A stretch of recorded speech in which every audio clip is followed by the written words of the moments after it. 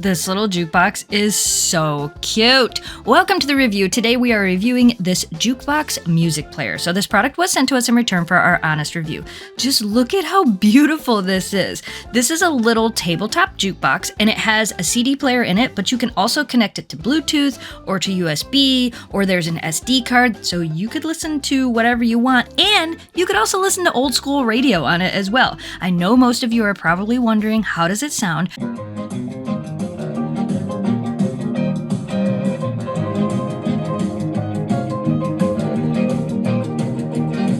I actually was really surprised with how well the sound was coming out of this jukebox. It was clear, and when we turned it up, it wasn't distorted. So for me, I personally was very happy with the clarity of the sound on this. It comes with a remote control that you can use to control the volume, but there's also knobs on the front of it that work that as well.